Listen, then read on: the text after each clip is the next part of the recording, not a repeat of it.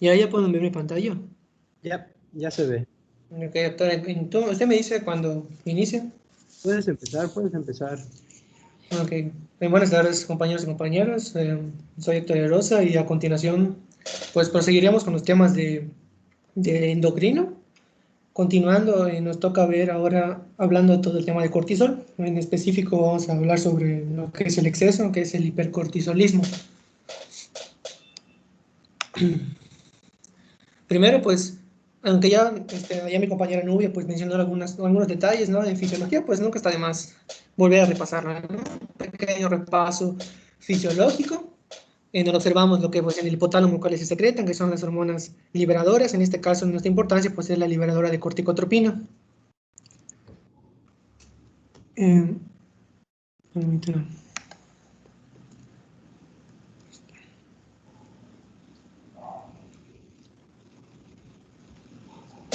Y como tal, bueno, va a secretar en la adenohipófisis o la hipófisis anterior ya la hormona adrenocorticotropina, que va a funcionar de manera específica en la glándula adrenal para secretar lo que viene siendo ya el cortisol. Y ya, bueno, ahorita veremos las diferentes funciones, ¿no? Tenemos igual, aquí me gustó mucho esta imagen es tomada del Toronto, donde te menciona pues básicamente lo que viene siendo las zonas de la corteza adrenal. La que nos interesa ahorita pues es la zona fascicular, donde produce los glucorticoides, en específico lo que es el cortisol. Y me gusta mucho la mnemotecnia que igual usó el doctor de glomerular filtration rate, que las primeras letras GFR, para poder pues más fácil identificar estas zonas.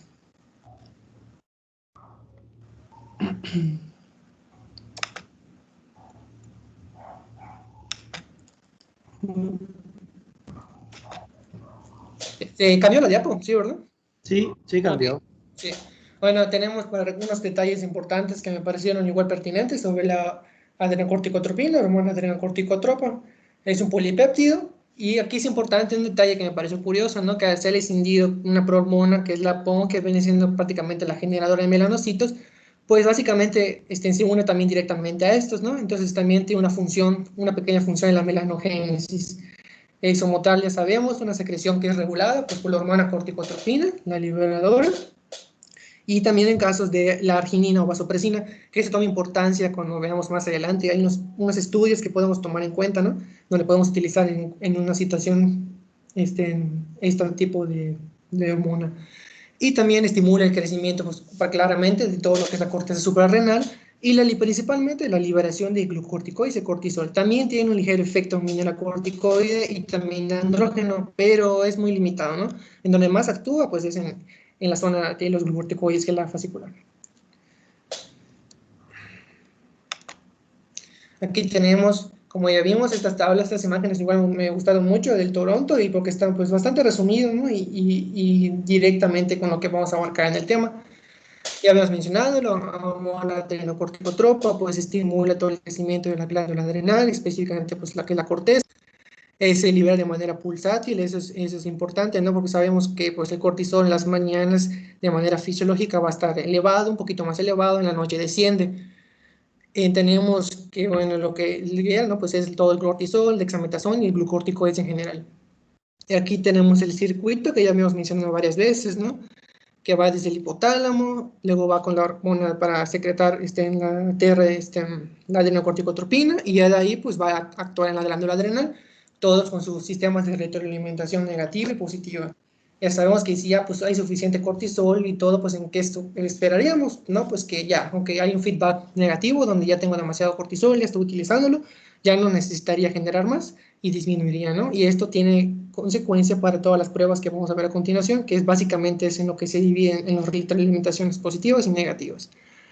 En cuanto a la producción diaria normal de cortisol, tenemos que varían algunas bibliografías, pero hay un lapso que me queda que es a 15 miligramos, que es lo normal, y ya en un síndrome de Cushing, ahorita vamos a ver las definiciones, que prácticamente pues, un exceso de cortisol ya puede abarcar desde 400 hasta 500 miligramos, ya se perdió el ritmo circadiano normal de esa secreción pulsátil que normalmente tiene la hormona. Y en cuanto al cortisol, tenemos sus efectos pues, que son estimuladores, ¿no? Que viene siendo la base, que es la gluconeogénesis. Partimos de esta parte sabiendo que el cortisol es una hormona contrarreguladora. Entonces, pues tiene que buscar de dónde encontrar la glucosa, que agarras proteínas y lípidos principalmente, ¿no? Entonces vas a generar lipólisis y vas a generar ruptura de proteínas, o que es la proteólisis. Claramente, al ser contrarreguladora, pues incrementas la resistencia a la insulina en los tejidos periféricos, ocasionando muchas veces todo lo que es la fase, ¿no? Y el fenotipo de cunchigoide que vamos a ver ahorita. Otras cosas importantes, estimula la ecocitosis, también menciona, que igual tiene que ver con la sintomatología que igual te voy a explicar.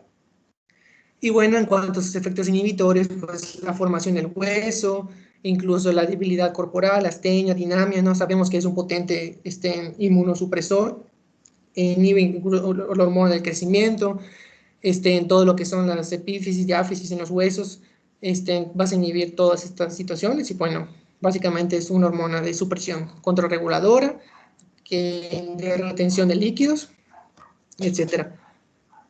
¿Hasta aquí quiere comentar algo, doctor, o continúo? Sí, me gustaría nada más agregar que recordemos eso, chicos. Recordemos que la liberación de esta hormona sigue un ciclo circadiano, que quiere decir que su cantidad de liberación depende del horario, ¿no? En este caso, pues como había dicho su compañero, tiende a ser más alto muy temprano en la mañana y tiende a estar más bajo por la tarde antes de llegar la noche. Esto es importante, este principio fisiológico es importante, ya que en el hipercortisolismo, por cualquier causa, se pierde este ritmo circadiano, se pierde, desaparece eso de que esté más alto en la tarde, perdón, en la mañana y más bajo en la tarde-noche, eso se pierde y eso lo utilizamos a nuestro favor para poder hacer una prueba de tamizaje para poder empezar a sospechar que uno de nuestros pacientes tiene hipercortisolismo. También no olvide lo que dijo su compañero. Si bien es cierto que de las hormonas adrenales no es la principal que mantiene o ayuda a mantener la presión arterial, no es la principal, ya que la principal es la aldosterona, ¿verdad?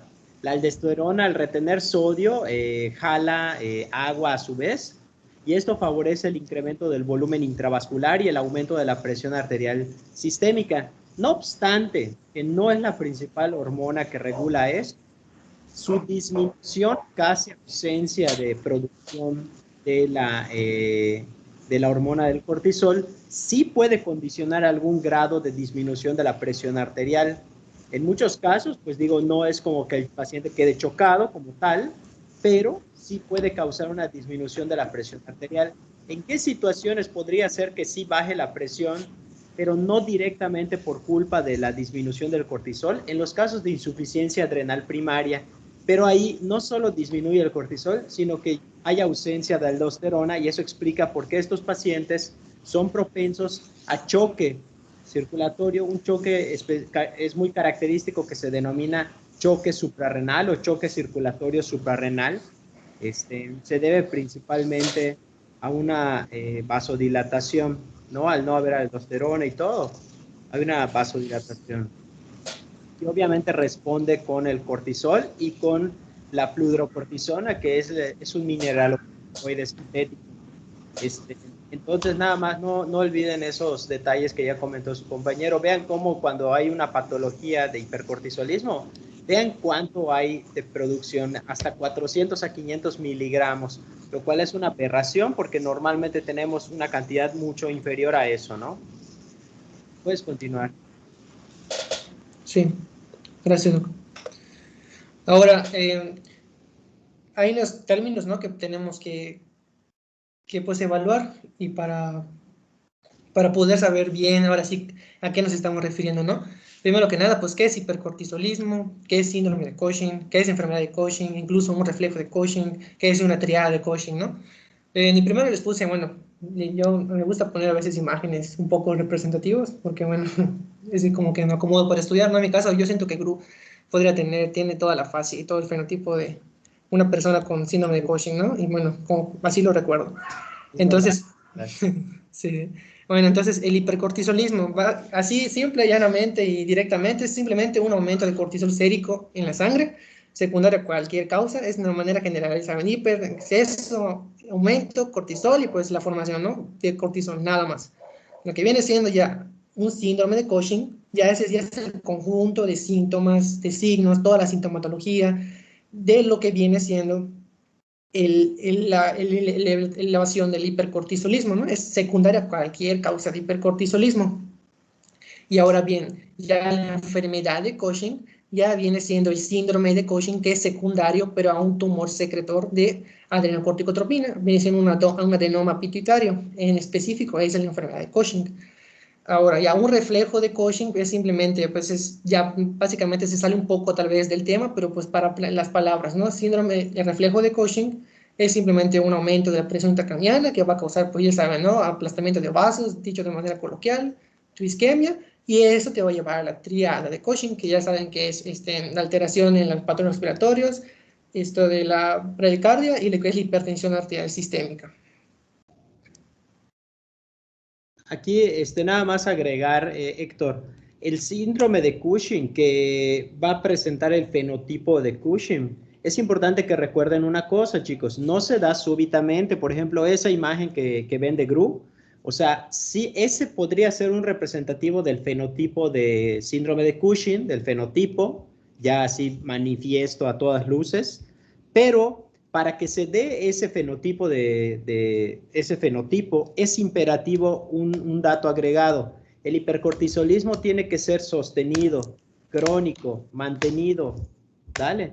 Si es hipercortisolismo ocasional o un hipercortisolismo de poco tiempo, aunque no está muy bien precisado en cuánto tiempo se desarrolla todo esto, eso no, lamentablemente no está muy bien precisado, cuánto tarda en que se manifieste el fenotipo completo. No hay precisión en eso en la literatura, pero en general, si el paciente lo acaba de presentar, es evidente que no va a poder tener todos esos datos de los fenotipos, ¿sí? Nada más para que lo recuerden. Y se llama, todo eso que vieron en el artículo, reflejo de Cushing, triada de Cushing, es porque el que lo describió, pues es el doctor Cushing, ¿no? Es por eso, Harvey Cushing. Puedes continuar. Gracias, Oco. Ahora pasamos a lo que es epidemiología, pero lo junté con la etiología para hacerlo más didáctico, más práctico y porque todo tiene pues un sentido, ¿no? Primero que nada, tenemos la causa más frecuente a nivel global, a nivel mundial, pues va a ser prácticamente el uso exógeno de lo que viene siendo los glucocorticoides, el iatrogénico, ¿no? Hay cantidades, varían mucho las literaturas, te mencionan que de 10 a 20 miligramos al día puede ser de prednisona, incluso pues porque son como que los más comunes, ¿no? Los que tal vez te tienen a veces más a la mano, ¿no? Y en cuanto al tiempo, igual varía, a veces decía desde 3 semanas, encontré en el Toronto, y luego, no, pues en otro libro a lo mejor decía 6 semanas, ¿no? Y pues una variable, 5 o 6 semanas de uso. Entonces está aquí un dato importante, es que, bueno, la adrenocorticotropina pues siempre va a estar disminuida, ya vamos a hablar en cuanto a esos términos. La segunda causa más frecuente pues ya es la causa endógena, ¿no? Si no es exógeno, pues tiene que ser endógeno. Es la enfermedad de Cushing como tal, que ya les había dicho que pues este es secundario a un tumor que es secretor de adrenocorticotropina, un adenoma pituitario. En este caso es importante igual señalar por qué hay un microadenoma o por qué hay un macroadenoma, qué me importa saber cuál es más como que prevalente, ¿no? Sabemos que el 90% son microadenomas y el 10% aproximadamente son macroadenomas. ¿Por qué? Porque la tasa de recuperación después o de eficacia y de recuperación que puede tener un paciente después de un tratamiento quirúrgico, que es como se trata estos tipos de adenomas, pues en los microadenomas, a pesar de que son los más frecuentes, son los que más tasa pues, de recuperación tienen, casi un 90%, en cambio los macroadenomas pueden ser que o sean recidivantes o tengas que estar con tratamiento de por vida en farmacológico. Luego continuamos con las causas, bueno, es otro tipo de causa endógena igual, bueno, que es el adenoma adrenal. Que bueno, ya básicamente, pues en tal encontramos el tumor ya pues en la glándula adrenal. Luego está el tumor secretor de corticotropina, pero de manera ectópica. Este ectópico principalmente es de tipo de cáncer de pulmón y hasta en un 50%, un 60% va a ser de tipo microcítico. Recordemos que hay micro y hay macrocítico. El más común pues es el microcítico. Esto va a cobrar más importancia cuando pasemos a lo que es los protocolos diagnósticos, etcétera, para qué estudios pedir en específico, buscando pues intencionadamente ciertas características, ¿no? También no es nada despreciable el carcinoma adrenal, el 5%, Y mencionan idiopática, depresión, alcoholismo crónico, dice menos del 5%, pero estoy investigando que esto es más que nada, sería un pseudo-coaching, ¿no? O sea, pues un falso, ¿no? Que a veces es por este tipo, no están bien muy explicadas las causas tal vez, pero es lo que ocasiona, ¿no? Y a veces con unas pruebas ahí para descarte, incluso en un tamizaje, podríamos saber cómo, si es un pseudo-coaching, verdaderamente el paciente tiene hipercortisolismo, pero bueno, lo incluyen aquí porque es parte de, no tienes la sintomatología. Es más frecuente, prácticamente 15, 60 años, te puede dar desde una adolescencia hasta ya tercera edad, es muy amplio el rubro. Claramente está muy marcado que relación hombre-mujer, pues le da de 8 a 2, ¿no? Cuadriplica el riesgo en la mujer.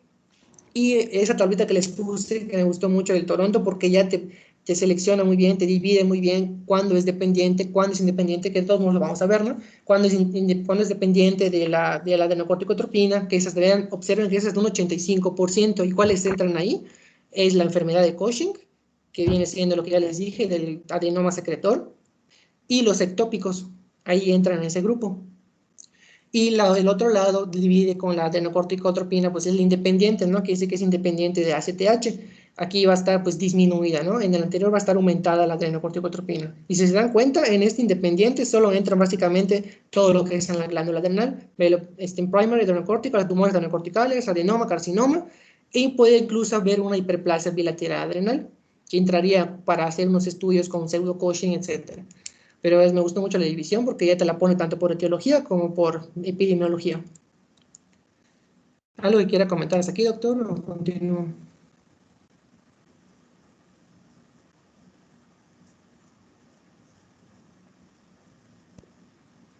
No voy a continuar.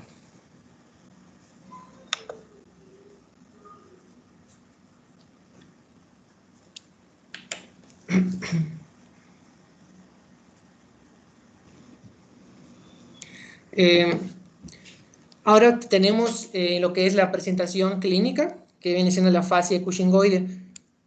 Pero aquí un dato pues importante, ¿no? Es que esta presentación clínica siempre va a estar igual, sin importar la causa. Esto no nos puede decir, no, pues es dependiente de ACTH, es independiente de ACTH, o el problema está en la renal, el problema está en la hipófisis, no podemos saber eso. Solo sabemos la fase, ok, es hipercortisolismo, ¿no? Ya los siguientes estudios son para identificar claramente hacia dónde va la etiología, qué mejor estudio, el tamizaje, etc. Entre los principales, pues sabemos que el cortisol, al ser una hormona que es, pues, contrarreguladora, va a afectar a distintas zonas del cuerpo, ¿no? Pero hay unas que son muy importantes a recalcar, que viene siendo principalmente, pues, lo que es la cara en media luna y lo que viene siendo la distribución de grasa, o sea, la obesidad central, si observan al paciente, pues está básicamente en toda la obesidad, pues está en centrípeta. Y también mencionaban sobre la jiba, o sea, la jiba de búfalo, que bueno, el paciente, bueno, si tuviera volteado, ¿no? Pues observamos una pequeña como joroba, ¿no?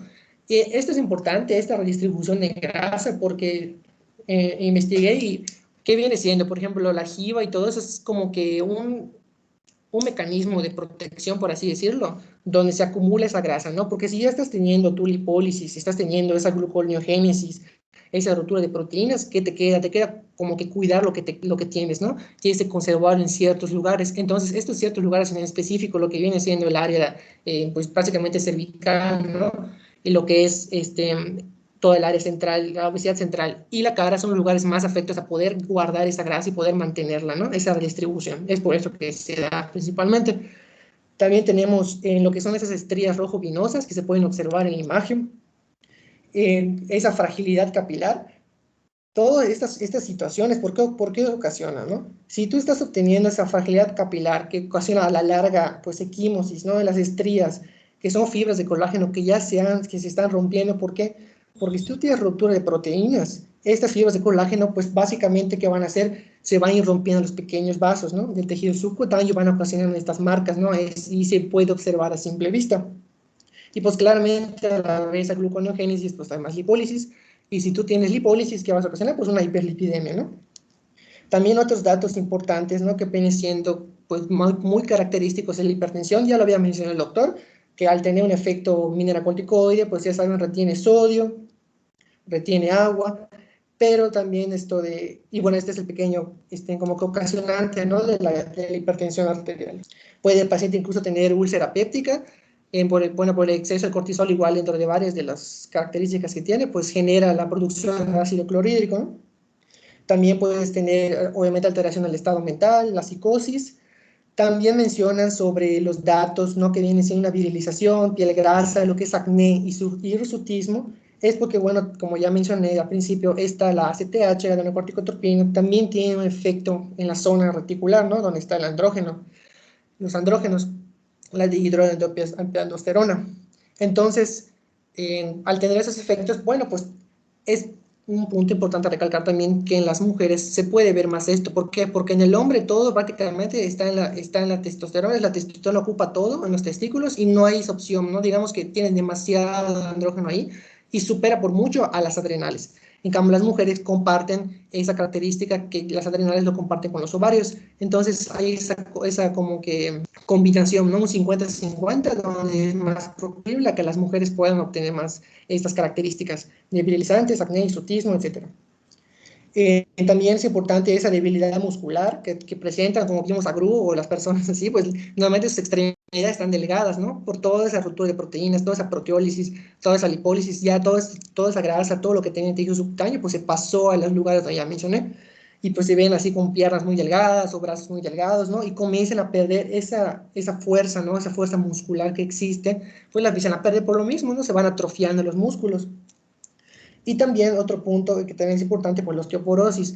En este caso, una osteoporosis, porque es por las mismas razones. Hay, pues, a pesar de cuentas, en el calcio, pues hay proteínas, hay todas esas situaciones. Entonces, si estás haciendo proteólisis, tienes que ver de dónde agarrar para generar la glucosa. Y también, pues básicamente, les va a tocar a los huesos. Y había otra, bueno, claramente, infecciones. Sabemos que el cortisol, pues es un gran inmunosupresor que pues va a existir. Y es principalmente eso. Y también, bueno, es importante, me gusta mencionar lo que viene siendo tal vez algo más de laboratorio, ¿no? Lo que es una alcalosis metabólica, una hiperglucemia, hiperlipidemia, hipocalemia, leucocitosis, hipercalciuria, porque la alcalosis metabólica, ¿a qué se va a deber así tranquilamente? Simplemente el mismo efecto que había con la hipertensión, al ver el efecto mineralocorticoide, pues ¿qué haces, no? La aldosterona que hace, bota potasio, entonces al botar potasio, pues claramente estás eh, ocasionando esta situación y pues estás igual botando hidrogeniones, ¿no? Más que nada por los hidrogeniones. Los estás botando y pues bueno, puedes una marcada, tal vez una ligera alcalosis. La hiperglucemia por los datos contrarreguladores de cortisol, claramente que ya vimos. La hiperlipidemia igual por lo mismo que ya dije, a ver la gluconogénesis, ocasiona lipólisis y pues hay más liberación de todos los ácidos grasos en el cuerpo. La leucocitosis es pues simplemente van a estar pues normal en los vasos sanguíneos los leucocitos, pero va a haber se desmarginizan porque pues a ver este efecto inflamatorio del cortisol ocasiona pues simplemente este cambio de movimiento, ¿no? Y pues aparentemente en la sangre están aumentados. Y la hipercalciuria es porque estos pacientes tienden a la formación de lo que son litos. Y no sé si quiere agregar algo, doctor, o continúo. No, me parece muy bien, puedes continuar, todo lo que estás comentando está muy bien. Ok, continúo. Aquí les muestro las imágenes, siempre todo es mejor ver imágenes, ¿no? Aquí observamos en la parte superior izquierda, ¿no? Pues la clásica cara en media luna, lo que ya les mencioné, la distribución de la grasa, las estrías que ya les había mencionado, las rupturas de colágeno están muy marcadas en pacientes ya prototipo, como dijo el doctor, ya son muy crónicos, meses, incluso años puede ser, las estrías, dice central fat, la obesidad central, observen los brazos delgados, ya las marcas, ya todo está muy, muy marcado. Ya observamos ahí claramente en la esquina superior derecha lo que es la jiba, que ya he mencionado. Esta es la que encontré un poquito más resaltada, ¿no? A veces no se ve tanto, pero por lo que estoy investigando, al tacto, ya obviamente, claramente se podría sentir, ¿no? Y también es importante que estos pacientes, pues principales causas de muerte, ¿no? En cuanto a un síndrome de Cushing, pues viene siendo la complicación cardiovascular e infecciones. ¿Por qué? Pues es muy claro, ¿no? La cardiovascular, porque si se dan cuenta, todo lo que está afectando al hacer lipólisis, hiperlipidemia, pues se está aumentando el riesgo cardiovascular. Al aumentar la hipertensión, pues básicamente un paciente crónico, ¿no? Ya tiene esos problemas. Solo ahí hay dos y pues puede llevar a falla cardíaca, isquemia, etcétera. Y las infecciones, claramente el cortisol es un gran inmunosupresor. Historias de al paciente, pues ya básicamente a la deriva. Ahora un punto que igual es un diagnóstico diferencial, ¿no? Que de hecho esto lo tomé igual del video del doctor que me pareció, pues está muy bien. Dice que todo lo que causa obesidad central. ¿Y por qué es importante esto? Porque sabemos que en el mundo un tercio de las personas tienen obesidad central. Entonces, no podemos solo por una persona con una redistribución de grasa o una obesidad central, o sea, interpreta catalogarlo como un síndrome de Cushing o un hipercortisolismo, ¿no?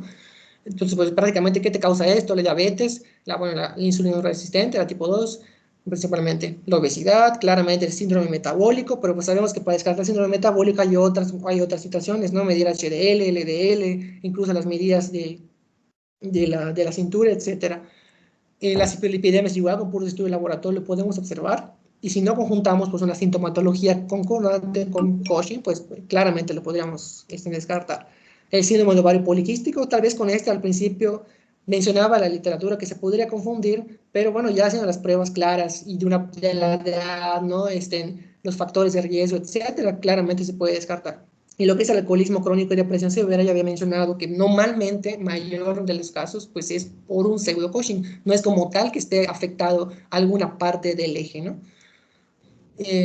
Y también, bueno, otra cosa importante es señalar que, pues, normalmente el paciente, ¿cómo se presenta? ¿No? Una consulta, tal vez, de que no, pues me siento cansado, dinamia, no tengo ya nada de fuerzas, siento que no rindo, o obviamente el crecimiento de la obesidad central, ¿no? La ganancia de peso ponderal excesiva, de manera increíble.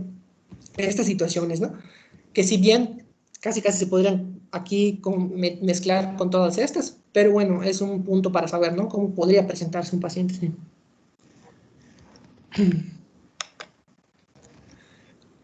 Ahora tenemos yo los considero, sí son como unos coadyuvantes porque para poder hacer un diagnóstico o como para ser ya más directos, ¿no? El cortisol pues tiene efectos claramente antianabólicos. Entonces, estos tres que voy a mencionar a continuación no es común o prácticamente una persona que tuviera este diagnóstico diferencial que les mostré anteriormente no lo van a presentar, ¿no? Entonces aquí es como que ya estoy sospechando y como que voy directo con esto. En un plicómetro, bueno, ya lo han visto igual en el video con el doctor y bueno, aquí está, es este aparatito de la imagen, donde pues en la cara posterior del dedo medio no dominante, vas agarrando y vas a jalar la piel, o sea, literal, y pues esto, si se eleva, como dice acá, menos de 2 milímetros, ¿qué va a ocasionar? Un punto importante, que esto es riesgo. No quiere decir que porque yo tenga las tres, ya tengo Cushing, tengo hipercortisolismo. No, simplemente se aumenta el riesgo de poder presentar esto y ya puede ser muy sensible a esto, ¿no? En este caso, aumenta el riesgo 116 veces, que no es nada despreciable. ¿Y por qué pasa esto? Por el adelgazamiento de la piel que ya les había mencionado, que en los pacientes con Cushing pues se va a presentar este adelgazamiento. Por lo ya que les había mencionado en cuanto a la sintomatología y por qué sucede, ¿no? Las equimosis igual, mayor o igual a 3 equimosis mayores a 1 centímetro, eleva el riesgo 4 veces. Ya les había mencionado igual porque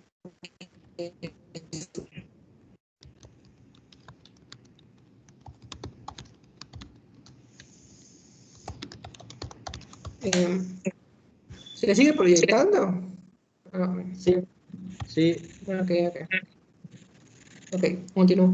En esta, pues bueno, eleva el 11 veces el riesgo, o si bien sacamos lo que es la osteopenia en radiología, eleva 18 veces el riesgo. Como dice aquí, se los recalqué, si las presenta positivas, pues es un 95% de probabilidad, solo es el riesgo, que tengas un síndrome de Cushing. No es que estemos diagnosticando nada aún. ¿Continúo, doctor? Sí, por favor.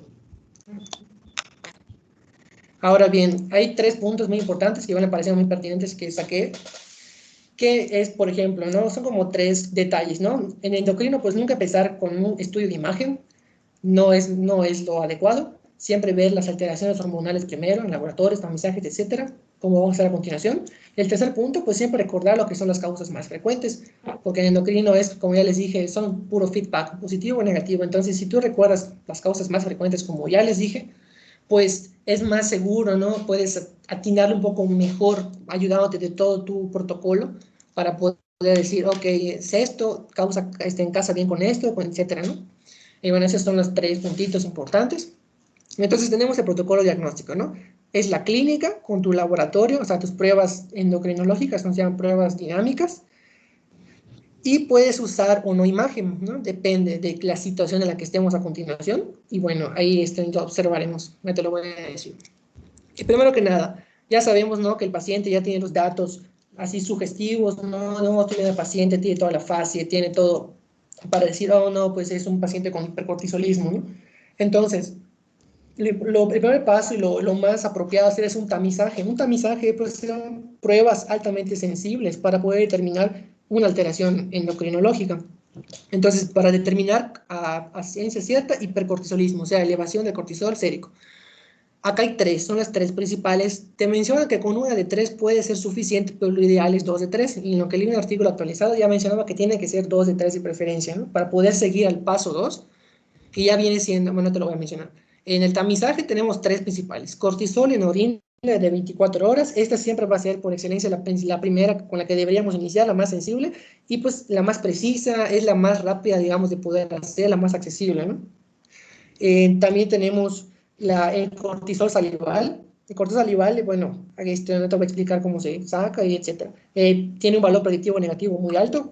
Prácticamente, pues, quiere decir que si me sale normal, es muy, muy probable que no tenga tal vez el paciente hipercortisolismo. ¿Por qué? Porque en la saliva, pues, nunca se va a degradar completamente el cortisol. Siempre va a haber un poco.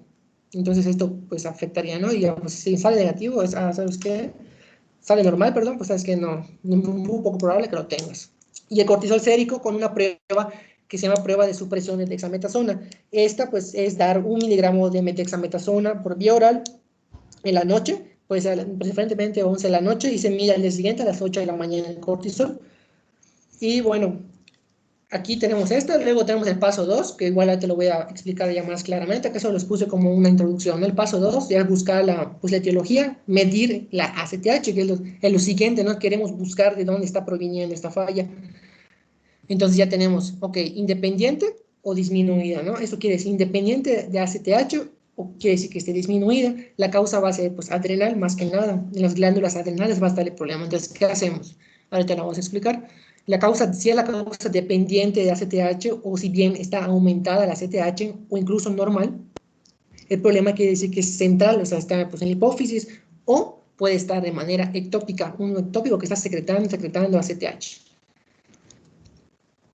Entonces, tenemos lo que es el tamizaje. El tamizaje, entonces ya les mencioné, aquí está, el tamizaje son estas tres pruebas, ¿no? Entonces, si un tamizaje me llega, aquí de manera general, y en la siguiente tabla que armé, se los voy a mostrar mejor.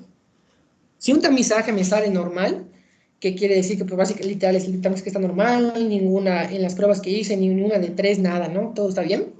Y no tiene ningún fenotipo fungicoide, nada del paciente, pues ya no lo retiramos y lo mandamos a consulta externa. Si mi tamizaje me sale normal, pero ya presenta un fenotipo en nuestro paciente, incluso con la fase, etcétera, podríamos pensar en un pseudo-Cushing, que ya les había mencionado, por la depresión idiopática, incluso por el alcoholismo crónico.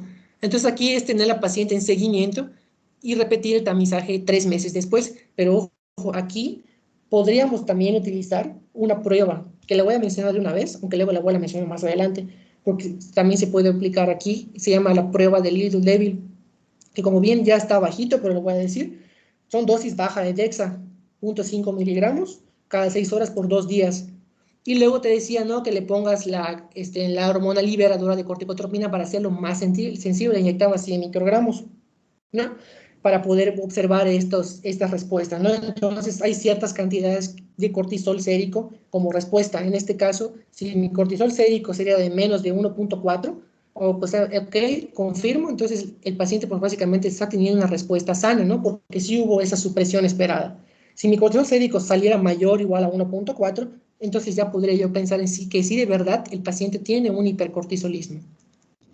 Ahora, si mi tamizaje, en el tercer punto, mi tamizaje no es concluyente, por a veces las pruebas no se pueden realizar o en general no está muy asertivo ese tamizaje de las tres pruebas que les puse anteriormente, pero tengo mi fenotipo o tengo la alta sospecha, lo mismo, repito la prueba del Little Devil, que ya les había mencionado. ¿Para qué? Para poder saber esa respuesta, como aparece aquí abajo, ¿no? Menos de 1.4 de cortisol sérico.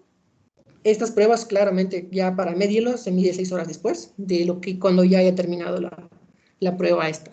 Y bueno, pues sabemos, ¿no? Si mi paciente tuvo la respuesta, pues bien esperada, pues es un paciente sano, no tiene hipercortisolismo, lo derivo a consulta externa. Si mi paciente ya presenta los datos y un mayor o igual a 1.4 séricos de cortisol, ok, me puede sugerir un hipercortisolismo, entonces ya iría yo a buscar lo que sí es el segundo paso, y aquí les mencioné que el segundo paso pues, es búsqueda etiológica, que es, ¿cómo lo hacemos? Midiendo la ACTH, la adrenocorticotropina.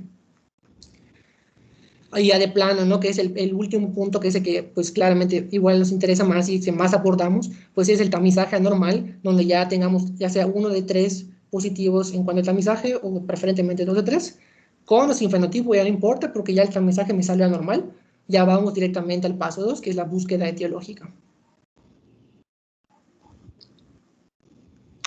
Entonces, aquí yo les armé en este cuadro, yo les agregué algunas cosas pertinentes para dejarlo más completo, lo saqué del Hawkins, porque me gustó mucho, está muy resumido, y algunas anotaciones, ¿no? Entonces, si ya sabemos que nuestro tamizaje, pues ya son las pruebas que ya dije, vean cómo observan, vean cómo dice, paso 1, ¿no?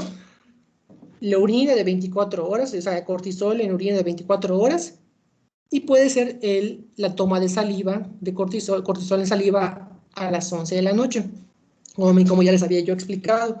Vean aquí como dice, me salió elevado. ¿A qué se refiere con elevado? En el cortisol de la orina, normalmente lo normal es que sea menos de 50 microgramos, que esté en la orina después de 24 horas. Si me aparece arriba de esto, ya me sugiere un hipercortisolismo, específicamente mayor a 100, ya básicamente tiene un nivel de sensibilidad y especificidad del 95%. Y si ya me sale 3 veces por arriba del valor normal en orina, ya básicamente estaría tomando esta prueba, esta orina sérica ya como, perdón, esta prueba de cortisol en orina, ya básicamente positivo. Y en cuanto al cortisol en saliva, no les puse como tal las cantidades porque se mencionaba que variaba de laboratorio a laboratorio, así que es mejor basarse tal vez en lo que menciona el laboratorio. Aquí ya se los puse en las imágenes, de todos modos lo pueden observar. ¿Por qué dice enseguida que si no me sale elevado, ok, pare? Porque pues, aquí tengo dos pruebas, y si me salieran las dos pruebas pues negativas, les digo, este está actualizado, solo está tomando una opción más, entonces dirán, no, pues para, ¿no? Entonces la que sigue, si ya me salió elevado, ok, paso número siguiente, paso número 2, que viene siendo la tercera prueba de tamizaje que ya les enseñé, que es la prueba con supresión de la dexametasona por vía oral, que es 1 miligramo antes de acostarse, 11 de la noche, y al día siguiente se va a medir el cortisol. Hay una nota que les puse, no usemos esta prueba, pues si el paciente está usando estrógenos, porque pues incrementa la globulina fijadora de glucocorticoides, ¿qué va a ser esto? Un falso positivo. Y también si estás usando anticonvulsivantes, no es muy recomendable utilizarla. Al igual que sabemos que un paciente ya no puede orinar, ya no puede generar por situaciones diversas, ¿no? Principalmente falla renal, pues no vayamos a utilizar una prueba de orina, o sea, de cortisol en orina, porque va a estar demasiado sesgado y no nos va a funcionar. Y bueno, un dato importante, bueno, que vi, cortisol en saliva también se le llama prueba de Nugent. Entonces hay un punto de corte, dice a las 8 de la mañana, hablando sobre la prueba de dexametasona vía oral, me salió menor a 1.8 microgramos por decilitro. ¿Por qué es este corte? Porque es un corte donde esperaríamos que si salió así, quiere decir que el paciente pues sí respondió bien a esta supresión, porque si le estamos metiendo más glucorticoides, esperaríamos que bajara, ¿no? Que respondiera de manera normal, ¿no? Si sale así, aunque no tiene caso. Si no sale así, como les menciono en el cuadro de abajo de la izquierda, dice de 1.8 a 5, entre 5, pues haría otra prueba confirmatoria. Puedo volver a repetir la prueba que ya me haya salido positiva o puedo usar la prueba de Little Devil que ya les mencioné anteriormente, cualquiera de las dos, para poder seguir con los pasos. Ya de plano, si es mayor a 5 microgramos por decilitro, ya hay hipercortisolismo. Y entonces, ¿qué sucede? Ya pasamos la etapa de tamizaje. Ahora vamos a la pantalla del lado derecho, observamos paso número 2, que es la búsqueda etiológica, ¿no? Para hacer la búsqueda etiológica, ¿qué tenemos que hacer? Medir la ACTH sérica, la adrenocorticotropina sérica, y esto tiene sentido porque estaremos buscando ya, como les dije, la etiología, de dónde viene, si es directamente del eje, si es un tumor que está aparte secretando adrenocorticotropina. ¿Qué hacemos? El paso número 3 te menciona, obtienes la adrenocorticotropina de manera sérica. Para datos dice que los valores en los estoy buscando, pues de 10 a 20 picogramos por mililitro son los valores normales, ¿no? De lo que viene siendo esta hormona. Entonces, aquí hay un punto de corte que menciona el Hopkins, menor de 10 picogramos. ¿Qué quiere decir? Si es menor a 10 picogramos, es que está disminuida la ACTH, o en su caso es independiente de ACTH. Si fuera mayor a esto, o incluso normal, estaríamos hablando de una adrenocorticotropina dependiente, que está aumentada, ¿no? Dependiente de ACTH. Por eso dice, si está disminuida, menor de 10 picogramos, entonces estamos hablando, perdón, de una de menor de 10 picogramos, no está. O sea, quiere decir, pues que está elevada, ¿no? Que está elevada o está normal. ¿Qué es lo mejor que podemos hacer? El paso más óptimo a seguir. Utilizamos ahora la prueba de dexametasona, una supresión de la prueba de dexametasona, pero a dosis altas.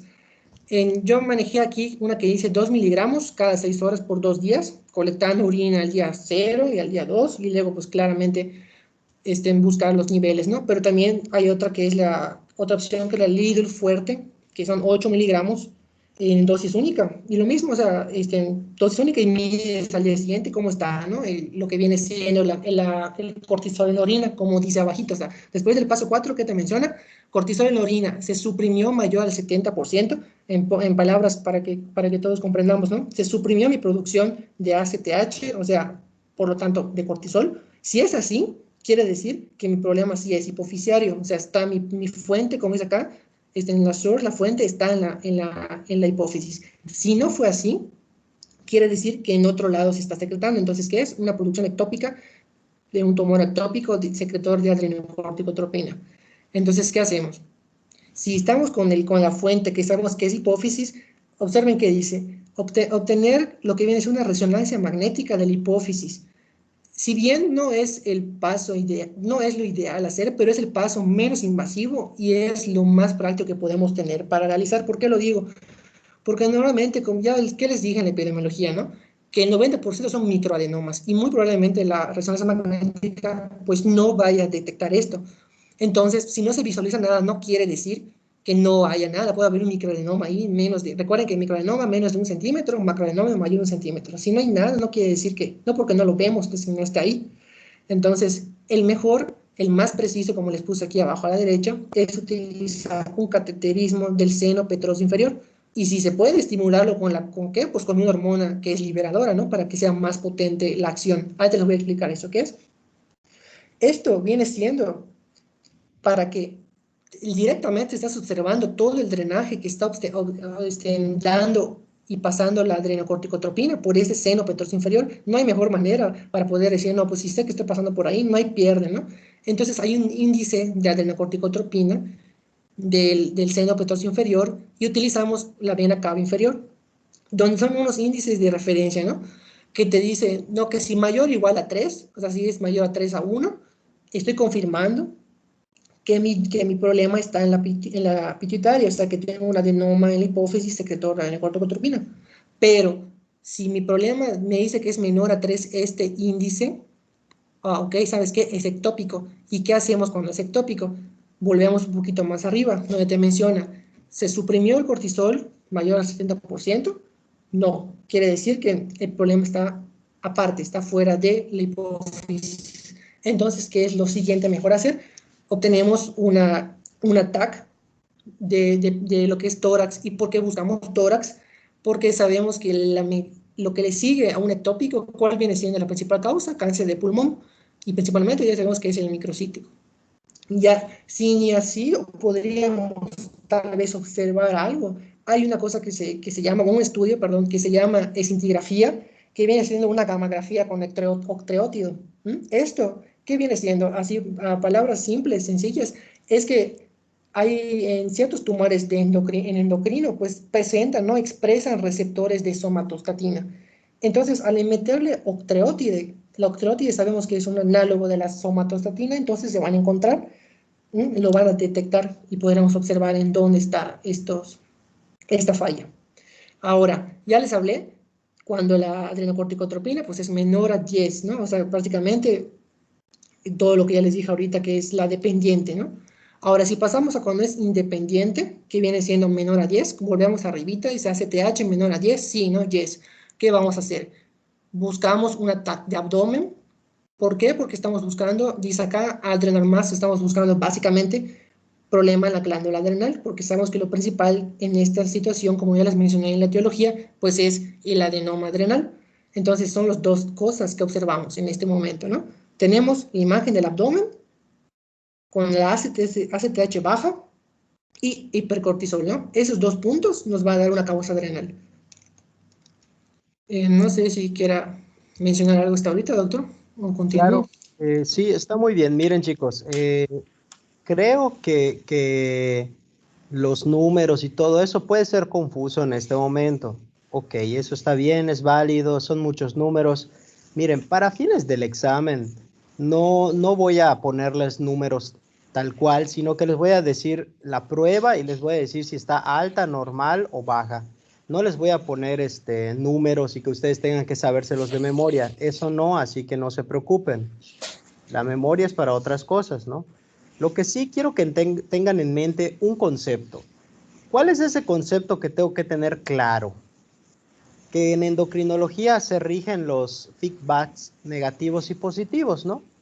Entonces, todo se basa en una sospecha clínica de un paciente, sea que tenga el fenotipo completo de Cushing o sea que tenga datos que incrementan el riesgo de tener hipercortisolismo, como el adelgazamiento de la cara posterior, del tercer dedo de la mano no dominante o los moretones, esos datos, ¿no?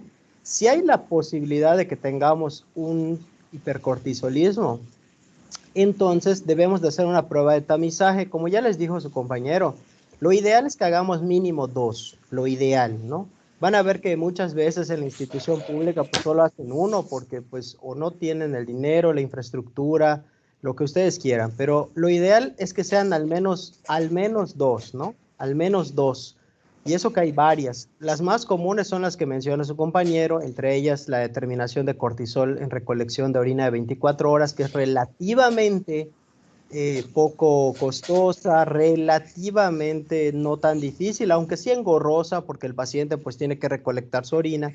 Obvio que esto no tiene mucha utilidad si el paciente tiene una patología que le haga no poder orinar, como por ejemplo una enfermedad renal crónica, ya que el paciente esté anúrico y que lo estén dializando, ahí no tiene sentido. Una muy práctica, pero que no tenemos a la mano comúnmente, es el cortisol salival, salvo que tengas la lana para poder pagarle a un laboratorio que lo evalúe.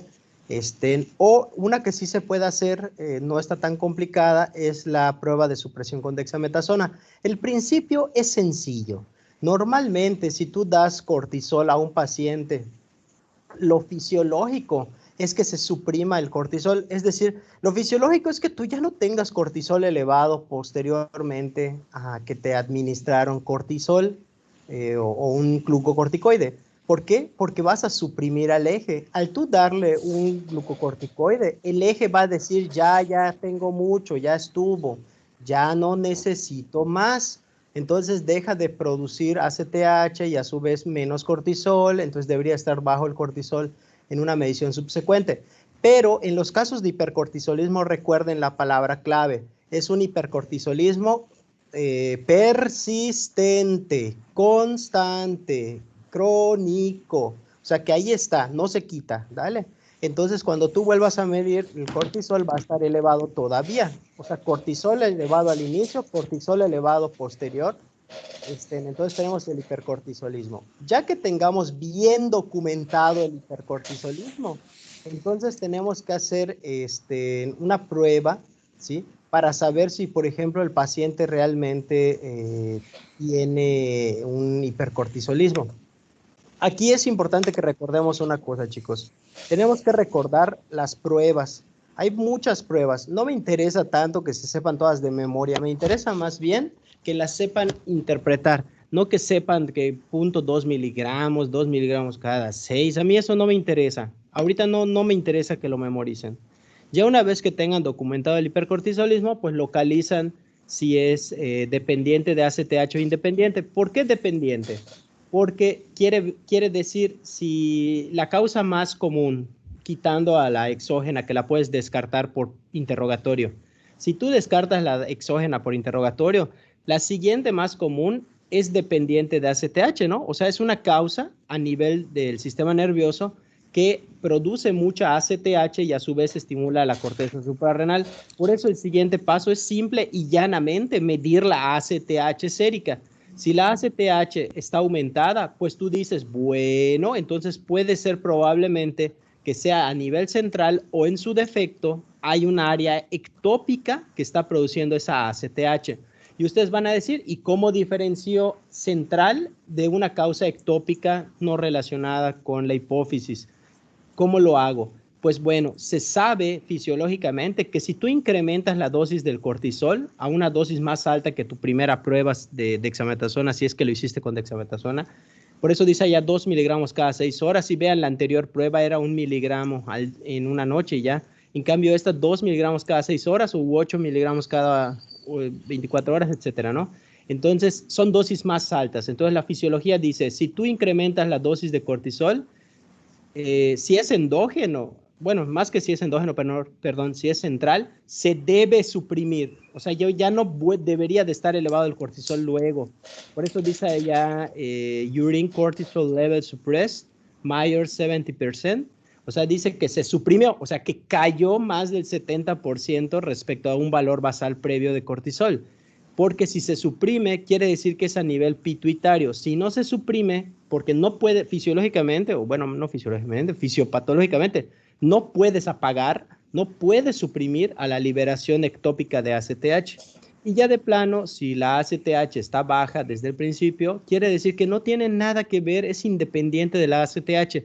No es central, no es dependiente de ACTH. Entonces quiere decir que el problema está puramente a nivel de las cortezas suprarrenal, ¿dale? O de las glándulas adrenales. Por eso dice allá obtener una tomografía de abdomen, ¿sí? Entonces no lo olviden, son esos detallitos. Ya cuando ves que sí se suprimió, le hacen la resonancia magnética.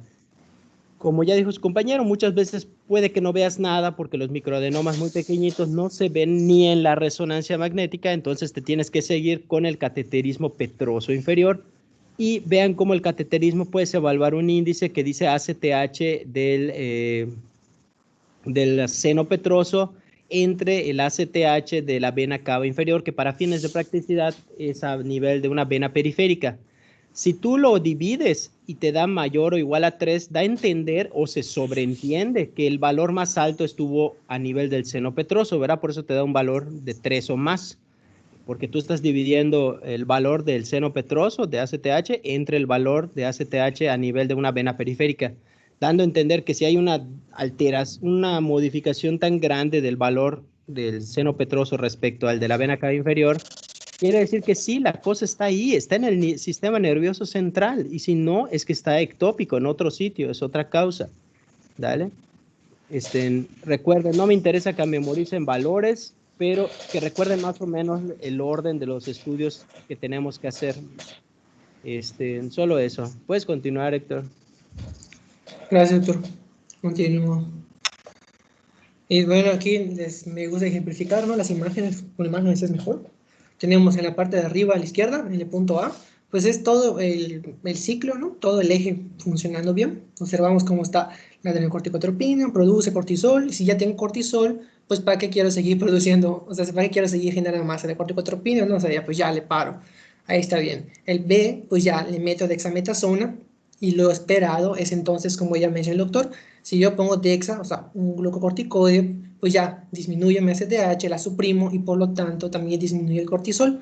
Ahora observamos en la imagen C, donde ya no hay nada, no respeta esto. ¿Por qué? Porque ya el problema es ectópico, como menciono allá, un tumor ectópico secretor de adrenocorticotropina, o el problema está en las adrenales, donde observamos que a pesar que metamos dexametasona, metamos dosis tal vez altísimas para la supresión, no se va a suprimir, no voy a suprimir esa producción de adrenocorticotropina, por lo tanto mi cortisol va a seguir elevado, elevado, elevado, elevado, y ya pues ya genera que la causa es fuera de.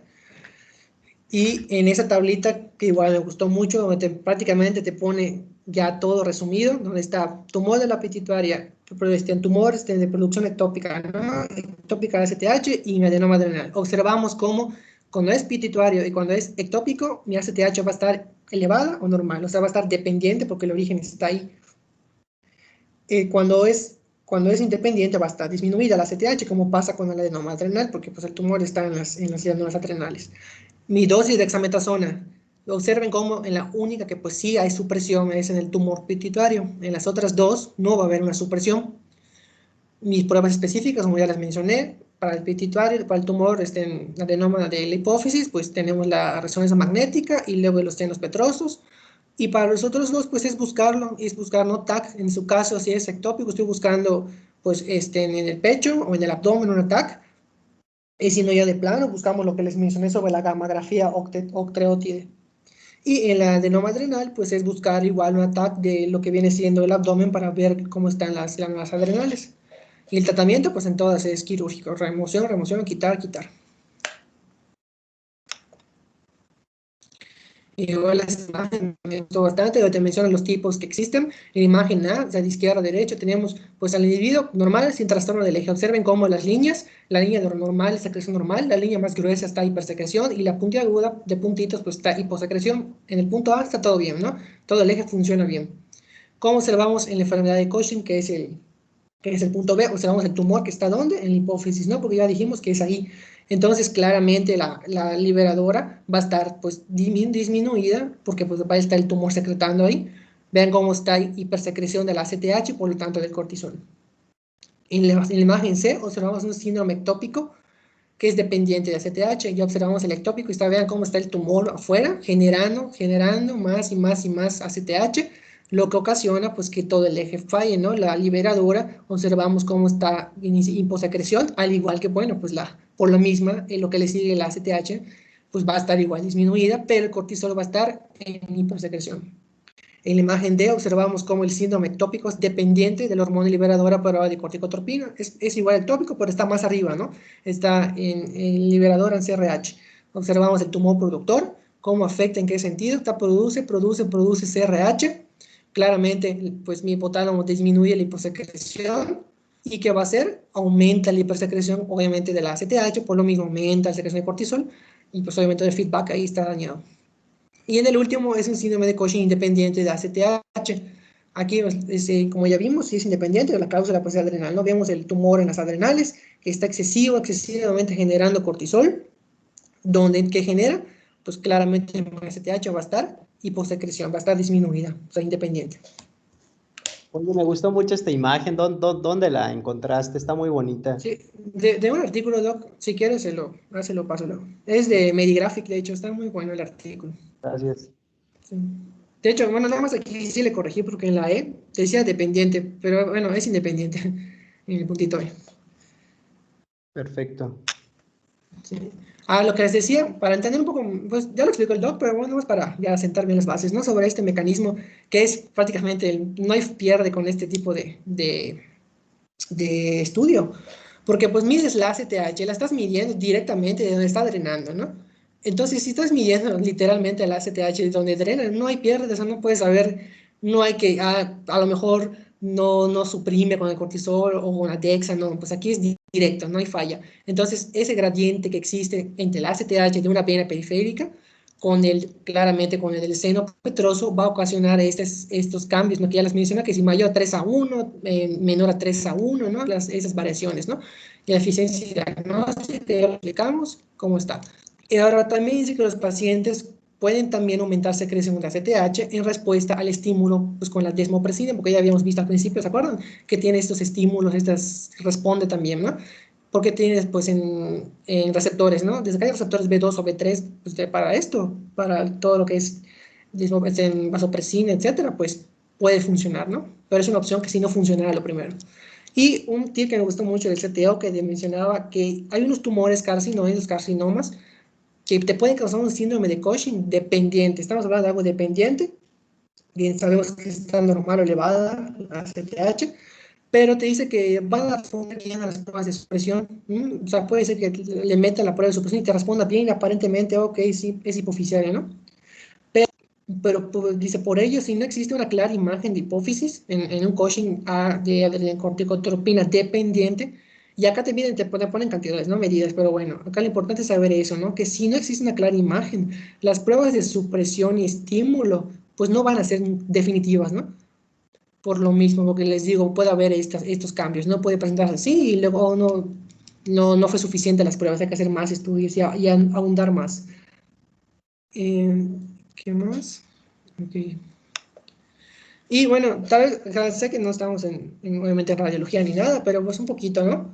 Son resonancias magnéticas de toda la región celular y pues es bueno saber, ¿no? Cómo se mide en resonancia, que es por intensidades, sabemos que son intensidades. Entonces, en una hipófisis, normalmente, entre la adenohipófisis y la neurohipófisis hay como que distintos cambios de coloración, puede ser hipointenso, isointenso o hiperintenso, ¿no?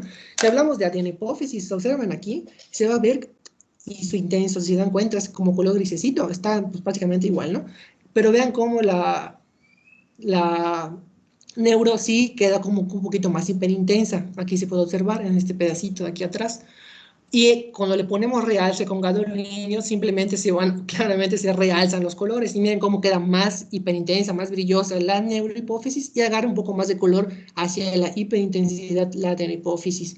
¿Y para qué sirve esto? Si ya sabemos cómo se ve lo normal, pues sabemos entonces cómo se va a ver lo que no es tan normal. Entonces, acá son cortes, ¿no? Sagital y coronal, que son los dos cortes que se observan en esto y pues es lo principal.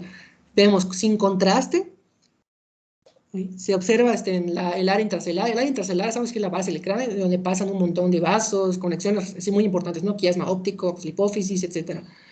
Entonces, está hipointenso, si se dan cuenta de cómo marca la flecha. Entonces, cuando vemos estas zonas de hipointensidades, son muy características de un adenoma hipofisario, así es mayormente como se presenta.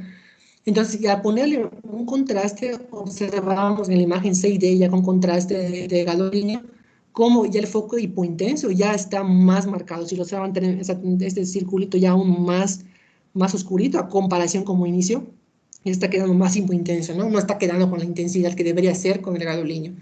En la imagen de la derecha observamos una sin contraste, como está la neurohipófisis bien pues hiperintensa, y no hay ningún microadenoma, no se ve aparentemente, pero con el contraste observamos ese realce que tiene el microadenoma. Aquí está, miren cómo observa en esa misma área de la neurohipófisis, miren cómo queda, no queda hiperintenso, al contrario, queda hipointenso, característico de los adenomas.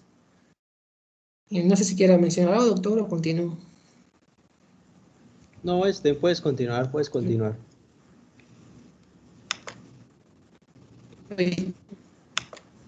Y bueno, ya pues finalmente, ¿no? Lo que viene siendo el tratamiento, pues es el primero que tenemos que buscar, pues no, si fue iatrogénico por pues, exógeno, ¿no? Por el consumo en exceso, pues removemos, pero ojo, no podemos remover de golpe un esteroide jamás, porque estaríamos aplicando y estaríamos causando una crisis adrenal grave, una insuficiencia adrenal grave, que bueno, lo veremos mañana en la clase, pero pues prácticamente el paciente se nos puede morir, clara hipotensión, puede caer en choque, etcétera, ¿no? Y es poco a poco, ir removiendo lo que esté tomando. Y si observamos que pues tiene sintomatología de algo, de una insuficiencia adrenal, pues ni modo volver a poner otra vez eso, lo que estaba tomando y volver a iniciar y otra vez poco a poco, jamás de golpe. Si tenemos un adenoma pituitario, que es lo más, digamos, la causa más frecuente, que es el secretor de ACTH, pues una resección transfenoidal, eso es quirúrgico, básicamente, ¿no? Y ya si no se puede eso, pues bueno, una radioterapia. Es importante una suplementación, mencionan hidrocortisona, bueno, ahí les dejo la dosis, luego las tome con calma, pero es bueno un esteroide bajo, de nivel bajo, con suplementación de hormona tiroidea y hormonas sexuales, porque igual ya vimos, ¿no? Que pues no solo se va a afectar un lado, se afecta todo lo que está ahí, entonces tenemos que estar en una balanza, ¿no? Como igual ya mencionó ya mi compañera novia con la insuficiencia hipofisaria. Ya si tenemos un adenoma adrenal, pues es lo mismo, es quirúrgico, es adrenalectomía unilateral o en donde esté, ¿no? Y lo mismo, una suplementación con hidrocortisona, igual en testado postoperatorio, y pues está bien haciendo mediciones de cortisol sérico para que pues ya hasta llegue un punto en donde ya tengamos una cantidad pues, establecida correcta del cortisol sérico con una buena respuesta y podamos decir que ya el paciente pues está sano, ¿no? Cuando es un tumor ectópico, igual, un tumor ACTH ectópico, pues igual es quirúrgico, ¿no? O sea, es básicamente lo mismo, ¿no?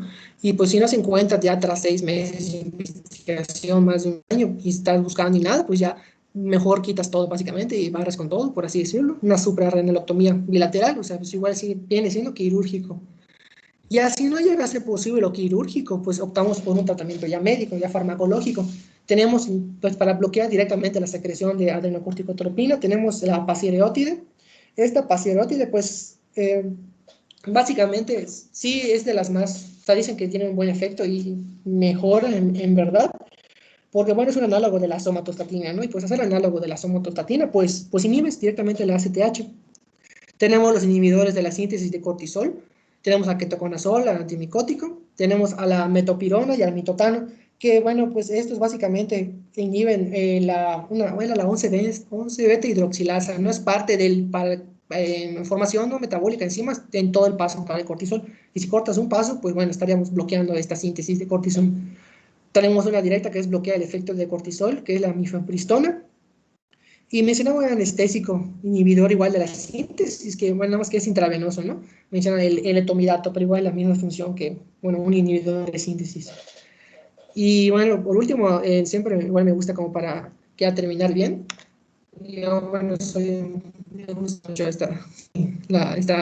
toda esta saga. Y bueno, aquí les menciono, ¿no? Para los que sean conocedores.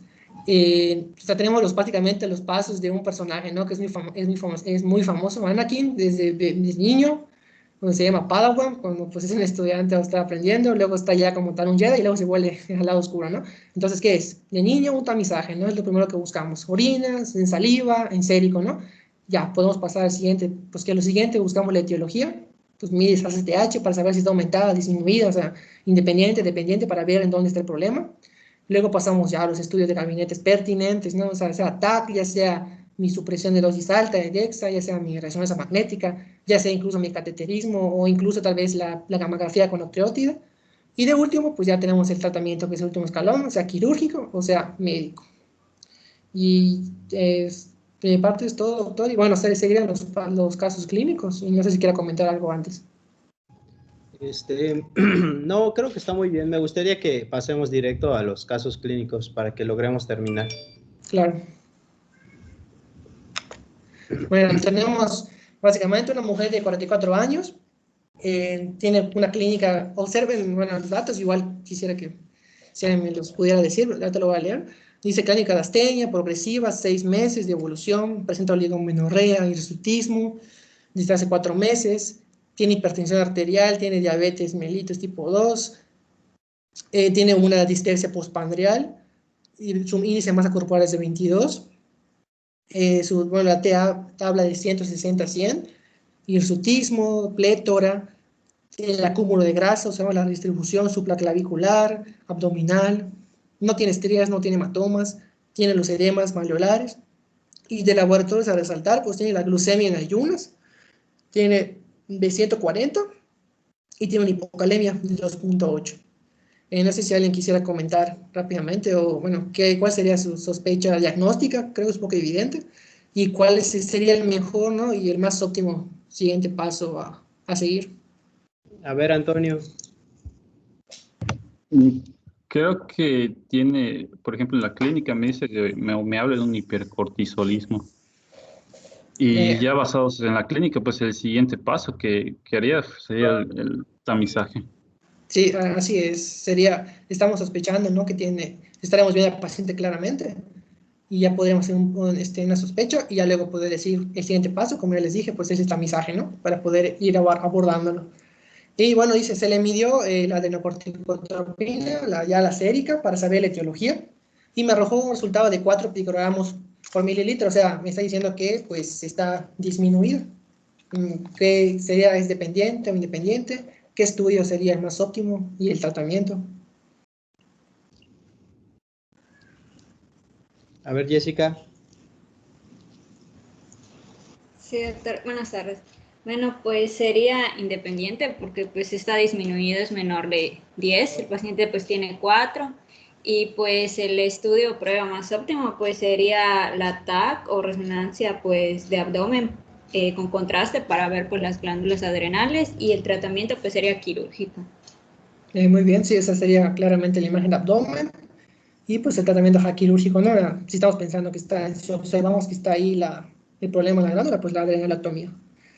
Y ya sería todo, doctor. No sé si quiera comentar algo. Claro, tenemos muy poco tiempo, 3 minutos, pero los 3 minutos, pues felicitarte, estuvo muy bien, Héctor, muchas felicidades, buena revisión del tema, pues se ve que lo leíste, sinceramente se ve que lo revisaste, y pues algo bonito, como pues ya lo he comentado con anterioridad, ese es la forma en que pues impregnan ustedes su propia personalidad. Eso pues definitivamente pues está bien, ¿no? Hace que sea un poco más amena la clase, más agradable. De por sí este tema pues tiene su complejidad, digo, incluso aunque leyeron un resumen que les pasé, digo, incluso así sé que es complejo, ¿no? Sobre todo cuando empiezas a ver un montón de números, se vuelve un poco complejo, pero cuanto más lees el tema, cuanto más te familiarizas con el tema, se hace más fácil de comprender. Yo estoy seguro que en el futuro, cuando vuelvan a revisar este tema, sea porque tengan un paciente que tiene la sospecha, o sea porque van a presentar su examen en ARM o cualquier otro examen, van a ver de verdad que se les va a hacer más fácil, porque si ahorita pues lo comprendieron lo más posible, no importa que no lo memoricen, pero que lo logren comprender en este momento, en el futuro cuando lo revisen va a ser pues todavía más fácil, no les no va a haber tantas trabas. ¿Cómo te sentiste con el tema, Héctor? ¿Te gustó el tema? ¿No te gustó? ¿Es un fastidio? ¿Cómo lo sentiste? No, sí, en lo personal me gustó mucho, Doc. O sea, por el tipo de, todo lo que para mí son protocolos y hay que seguir pasos, y en ese tipo de situaciones a mí me llama mucho la atención.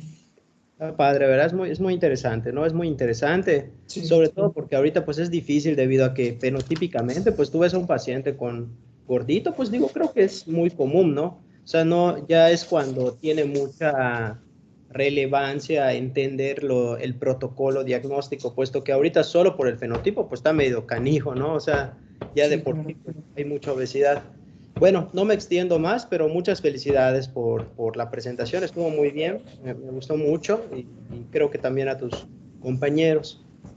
No los retraso más, comprendo que tienen clase ahorita de oncología, entonces voy a finalizar la grabación